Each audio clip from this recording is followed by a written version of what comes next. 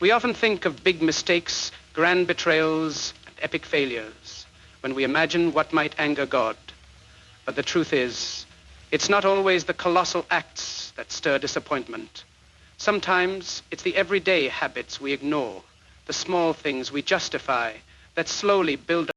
Pride is a quiet poison, often mistaken for strength. It starts as a flicker or a small sense of accomplishment or superiority, and before you know it, it grows into a flame that burns bridges and blinds you to your own flaws. It whispers in your ear, convincing you that you're better, smarter, more deserving than those around you. But what pride doesn't tell you is that the higher you lift yourself, the harder the fall. When pride takes over, humility disappears. You stop listening, stop learning, stop growing. Why would you need to when you already believe you're right? Conversations become battles to win, not moments to understand. You're no longer present to connect with people. You're too busy proving you're above them. Pride locks you in a lonely tower of your own making, where the only voice you hear is your own echo. Pride tricks you into thinking that asking for help is weakness. You convince yourself that you can handle everything alone, that vulnerability is a flaw, but in reality, refusing to seek guidance or admit mistakes isn't strength. It's fear disguised as confidence. True strength lies in humility, in acknowledging that you don't have all the answers. Pride robs you of that truth, leaving you stubborn and stuck. It also blinds you to the needs of others. When you're too focused on yourself, you stop seeing the people around you.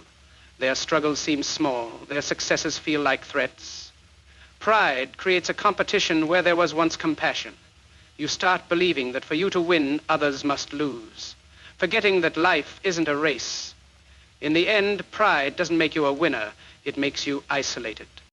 Relationships crumble under the weight of unchecked pride. Apologies become impossible because pride convinces you that admitting fault is defeat. You'd rather let the relationship suffer than swallow your ego.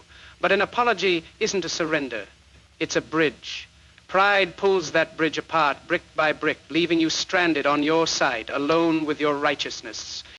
Pride also fuels judgment. You measure others by your own flawed yardstick, deciding who's worthy of your time and respect. You forget that everyone has a story, a battle you can't see.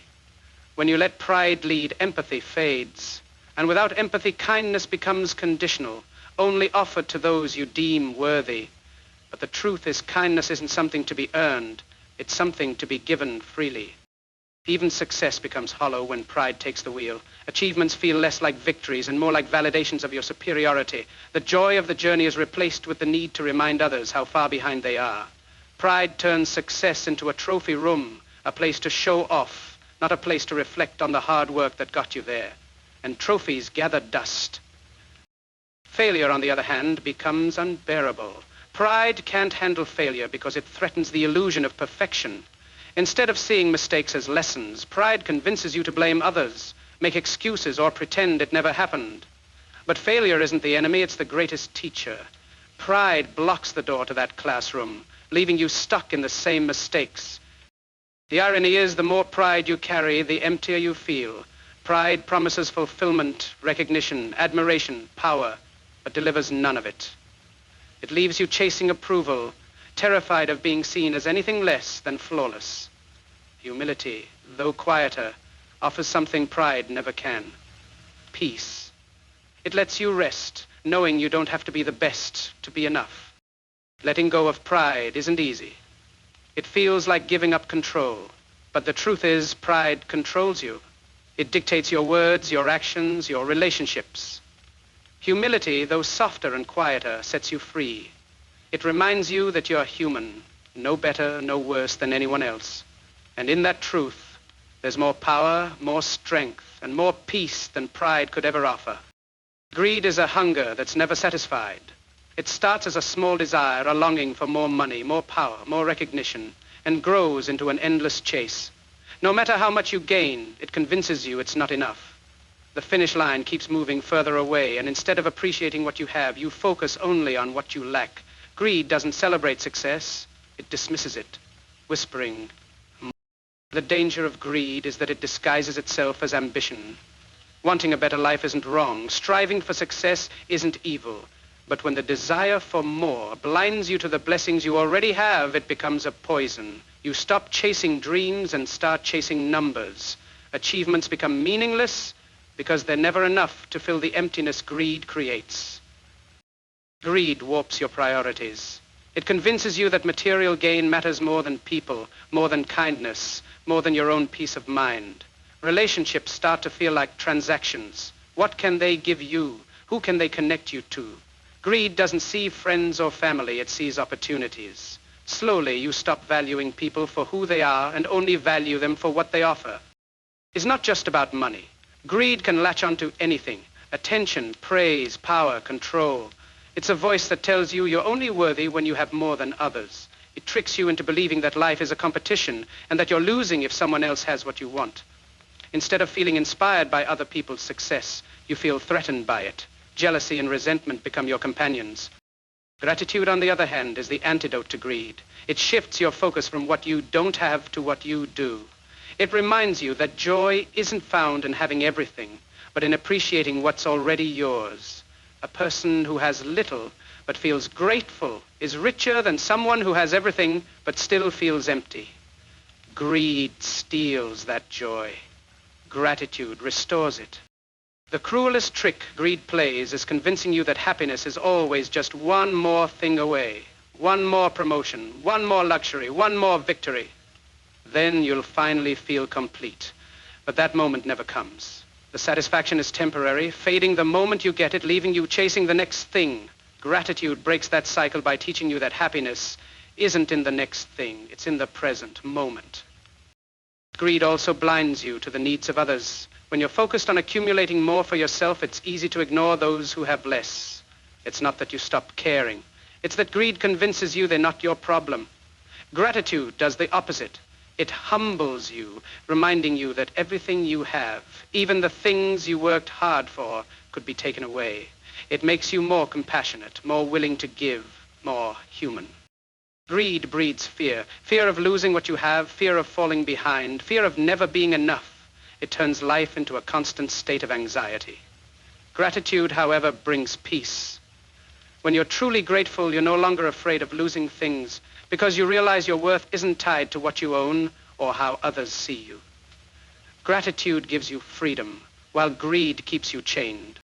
What's most tragic about greed is that it promises fulfillment but delivers emptiness. You reach for it, believing it will complete you, only to find it leaves you hollow. Gratitude, though quieter and less flashy, fills you up from the inside. It doesn't rely on external things to bring happiness. It creates happiness from within. Gratitude reminds you that you are already enough. Letting go of greed doesn't mean giving up ambition or success. It means redefining what success looks like. It's not about having the most. It's about having enough and knowing it. Gratitude allows you to pursue goals with joy instead of desperation. It replaces envy with inspiration, scarcity with abundance, and emptiness with contentment. Where greed leaves you restless and unsatisfied, gratitude leaves you grounded, peaceful, and whole. Lies are easy. They slip from the tongue effortlessly, promising quick escapes from trouble or a faster path to what we want. But every lie, no matter how small, carries a weight. It might feel light at first, even harmless, but over time that weight grows, pulling you down into a web of your own making. The truth may be harder to face, but it sets you free. Lies only trap you. When you tell one lie, it rarely stops there. One falsehood needs another to cover it, and then another. Before you know it, you're no longer keeping track of the truth. You're keeping track of the lies. Each one stacks on top of the last, and suddenly the life you're living isn't real anymore. It's a performance. And the worst part is, you're not even sure who you're pretending for. Them or your... Lies damage more than just your credibility. They chip away at your soul. Each time you lie, you lose a piece of the person you truly are. The more you hide behind falsehoods, the harder it becomes to recognize yourself. You may convince others of your stories, but deep down you know the truth. And living with that truth buried beneath the lies is a burden no one deserves to carry. People lie for many reasons: fear, shame, pride, or even kindness. Sometimes we tell ourselves we're protecting someone's feelings or avoiding unnecessary conflict. But even lies told with good intentions have consequences. They create distance between people, replacing trust with doubt. A relationship built on lies isn't a relationship at all. It's an illusion, one that shatters the moment the truth comes to light. The truth can hurt. It can be uncomfortable, even painful. But pain from the truth heals over time. Pain from lies lingers, festering beneath the surface. When the truth finally breaks through, and it always does, the betrayal cuts deeper than the truth ever could. People can forgive mistakes, but it's much harder to forgive dishonesty. The lie isn't just about what you hid. It's about the trust you broke. Lies may seem powerful at first. They can manipulate, deceive, and control. But that power is temporary. The truth has a strength that lies will never possess. It endures. Lies require maintenance, constant effort to keep the illusion alive. Truth stands on its own. It doesn't need defending or dressing up. It exists, unshakable and unwavering, no matter how many lies try to bury it. Living in truth means living without fear. When you lie, you're always looking over your shoulder, waiting for the moment everything falls apart. But truth brings peace. It allows you to face the world with confidence, knowing you have nothing to hide. There's a certain lightness to honesty, a freedom that no lie can ever offer. The truth may cost you something in the moment, but a lie costs you far more in the long run. Lies don't just hurt the people around you. They hurt you most of all.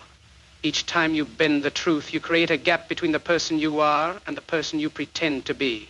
That gap grows wider with every lie until eventually you're standing on one side and your true self is lost on the other. Truth bridges that gap. It reconnects you with who you really are, even if the journey back is difficult. The world often rewards lies. People who manipulate their way to the top seem to win, for a while. But the victories built on falsehoods are hollow. They may have the money, the status, the applause. But deep down, they know it wasn't earned honestly. And no amount of success can fill the emptiness that dishonesty creates. Real success, the kind that lasts, is built on truth. Choosing truth over lies isn't always easy, but it's always worth it. Truth requires courage. The courage to face consequences, to be vulnerable, to admit when you're wrong. But that courage builds strength, character, and trust, things no lie can ever give you. Lies may offer temporary comfort, but truth offers lasting peace. And at the end of the day, peace is worth more than any illusion ever could be. Hatred is a fire that burns from the inside out. It starts small, often from a place of pain or betrayal, and convinces you that holding on to it will make you stronger. It whispers that anger is power, that resentment is protection. But hatred doesn't shield you. It consumes you. It darkens your heart and poisons your mind, leaving no room for peace or joy. The only thing it truly destroys is you. Love, on the other hand, is quiet but enduring. It doesn't demand attention or feed on anger. It heals even when the wounds feel too deep. Hatred tells you that love is weakness, that forgiving someone means letting them win. But love isn't about surrender. It's about choosing peace over pain, even when the world tries to convince you otherwise. Love is the strength to rise above, while hatred keeps you stuck. Hatred thrives on the illusion of control. It feels empowering to hold on to grudges, to believe that by hating someone, you're punishing them. But more often than not, they move on, unaware of the weight you carry. The only person trapped is you. Love frees you from that prison. It lets you release the anger, not for their sake, but for your own. It's not about forgetting what happened. It's about refusing to let it define you. Hatred narrows your vision. It convinces you that the person who hurt you is nothing more than their worst actions. It strips away their humanity and reduces them to a villain in your mind. Love does the opposite. It reminds you that people are complicated, flawed, and capable of change. It doesn't excuse their behavior, but it sees them as more than their mistakes. Love allows understanding to grow where hatred builds walls. The truth is, hatred is exhausting. It demands constant fuel, replaying old memories, nurturing anger, and keeping pain alive. It drains your energy and steals your happiness, one bitter thought at a time. Love, though harder to embrace, gives energy back. It's lighter. It lifts you up instead of dragging you down. Love doesn't deny the hurt. It acknowledges it and chooses to rise anyway. Hatred breeds more hatred. It spreads like a virus, infecting everything around you. One act of cruelty sparks another, and the cycle continues. Love interrupts that cycle. It breaks the chain. It refuses to pass on the pain. It's not always easy. In fact, it's often the hardest choice you can make. But it's the only one that truly ends the suffering. When you let hatred take root, it reshapes who you are. You start to see the world through a bitter lens, mistrusting kindness and expecting the worst from people. Love does the opposite. It keeps your heart open. It leaves room for hope, for compassion, for the possibility that life can get better. It reminds you that not everyone is out to hurt you, and that the world still holds beauty, even after the pain. Hatred isolates you. It makes you believe no one understands, that your pain is unique and untouchable. It pushes people away, even those who want to help. Love connects. It draws people in. It reminds you that you're never truly alone, no matter how much your pain tries to convince you otherwise. Love builds bridges while hatred burns them down. The revenge feels satisfying for a moment. Hatred promises that getting even will bring relief, but that relief is fleeting. It's like drinking salt water to quench your thirst. It only leaves you emptier. Love offers a different kind of satisfaction, the quiet, lasting kind that comes from knowing you didn't let the darkness win. It's not about letting anyone off the hook. It's about setting yourself free. At the end of it all, hatred leaves you hollow. It takes and takes, but never gives anything back. Love, however, fills you. It heals the cracks, softens the edges, and brings light where there was only shadow. It's easy to let hatred take over. It's harder to choose love. But the hardest choices are often the most powerful. Love isn't just a feeling, it's a decision, one that changes everything.